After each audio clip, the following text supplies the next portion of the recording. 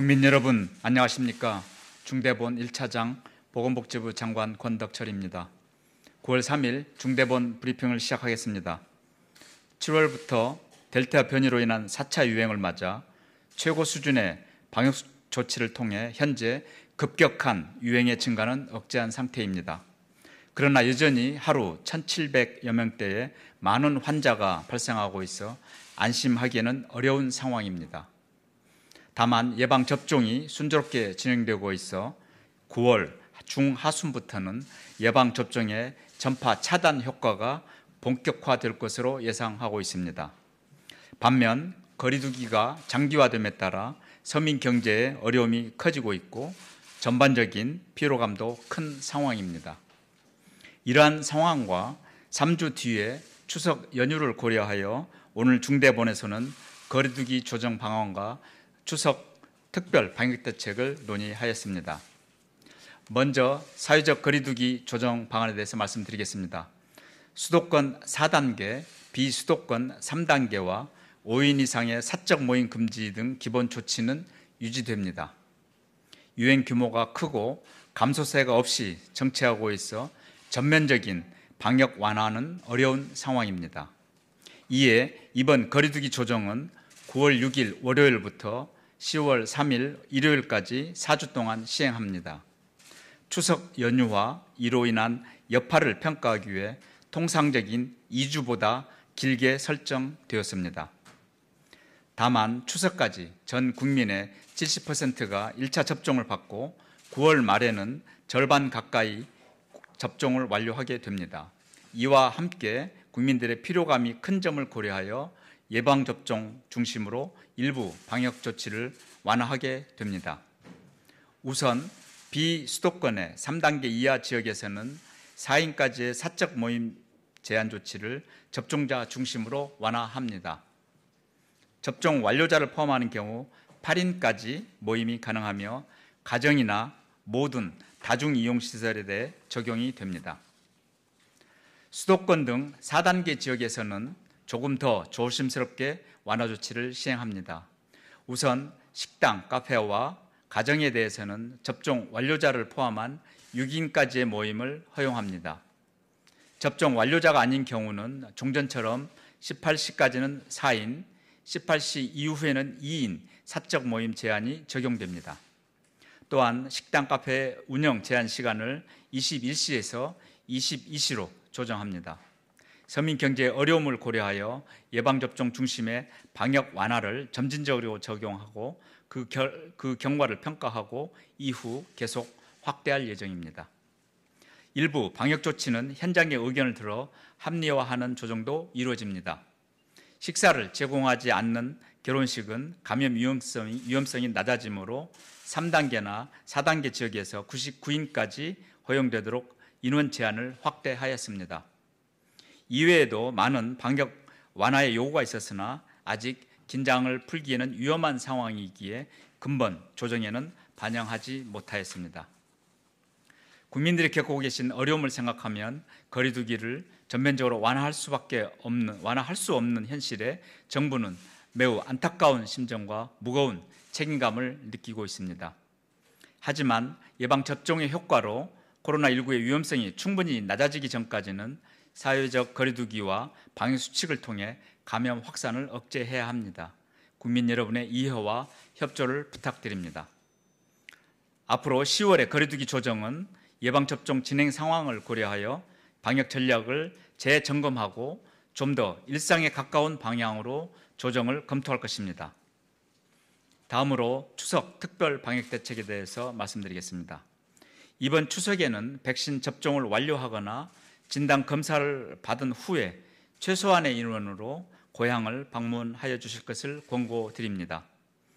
또한 귀향을 하고 돌아오신 후에는 집에 머물며 증상을 관찰하고 적극적으로 PCR 검사를 받으시기를 바랍니다. 특히 60세 이상 부모님께서 예방접종을 아직 완료하지 않는 가정은 부모님의 안전을 고려해서 방문을 하지 않을 것을 강력하게 권고합니다. 이러한 조심스러운 방문을 위하여 수도권 등 4단계 지역의 사적 모임 제한 조치도 9월 17일부터 9월 23일까지 일주일간, 7일간 일부 조정됩니다. 이 기간 중 4단계 지역은 가정 내 모임에 한정하여 접종 완료자를 포함한 8인까지 모임이 허용됩니다.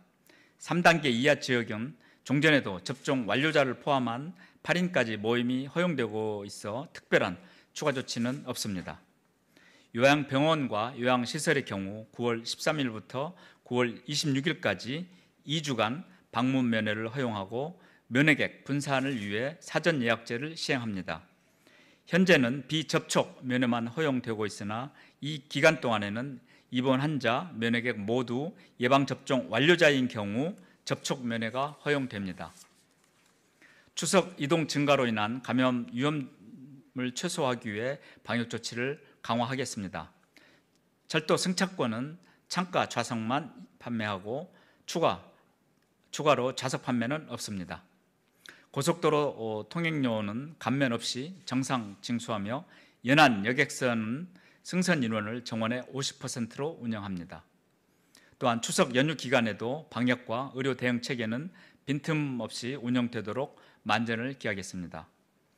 신속하게 진단검사를 받을 수 있도록 보건소의 선별진료소와 임시 선별검사소의 위치와 운영시간 정보를 안내하겠습니다.